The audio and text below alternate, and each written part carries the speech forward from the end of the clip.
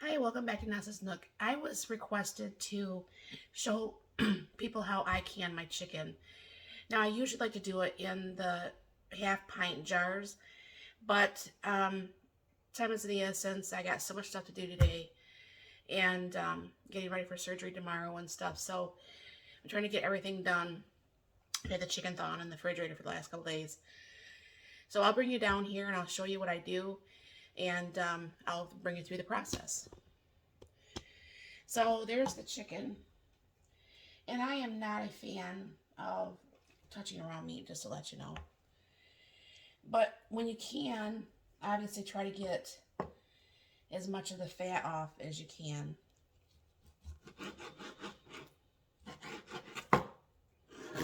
Now these are not the big monster ones that I tend to normally get. So it just seems like it's like a baby dinosaur or something, I'm not for sure. So anyways, what I do is I cut this in slices, which if I were just freezing this and not canning it, this is what I would use for chicken tenders. And then I just cube it. And of course, anything that's the fat or whatever, pull that off there. Now, if I'm not mistaken, it's about a pound of meat in each pint. But let me go get that funnel. I forgot to grab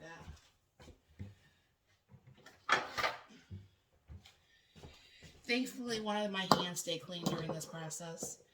So I'm going to go ahead and, instead of just stirring up another bowl, I'm just going to go ahead and drop this in here as I'm cutting this.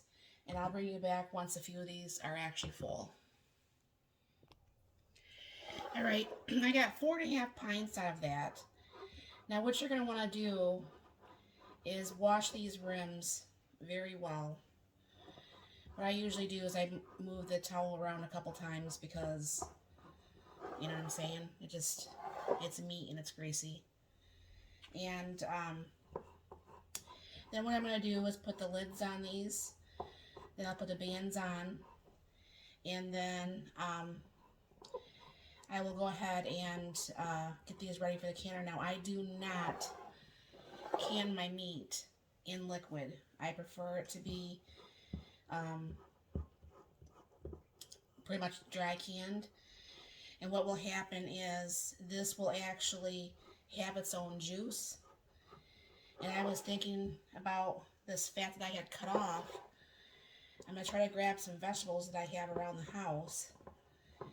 And I will throw that in my Instapot. And I will make up a little batch of chicken broth. So no waste there. So I don't know for sure if I know. Yeah, I did lose some of my lids here. I have to get some more lids. But what you're going to just do is put that on there, fingertip tight this.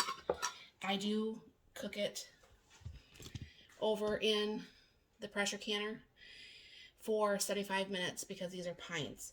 But I'll bring you back once I actually get these all done and out of the canner. Alright, this is done. This has been cooling off. And I let this set for extra long time because, for one thing, I'm working.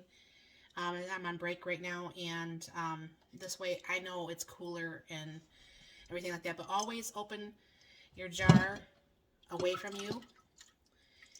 Because even though it's off and it's been cooling, you do not want to have the steam come up and burn you. So I end up getting 8 pints and then 1/2 pint. And like I said, usually we do the chicken only in the 1/2 pint. But this all turned out very well. Like I said, this is about almost a pound of chicken in each jar. You know, pre-cooked weight, obviously. And still never understand why those those bands come loose. But anyways, I didn't use I did not use vinegar in this water because really I clean my jars anyways, so there's really not a reason to do that. So all I have to do is dump this water now and get this cleaned up, get my stove cleaned up, and this is done. So, it's very nice. Let me bring you over here. So this was those 2 packs of chicken. So now, once this cools, and it's still bubbling, you can see. Once this cools and I wash it off and take the bands off, this will become part of my long-term storage. So thank you very much for stopping by. You have a very blessed and wonderful day.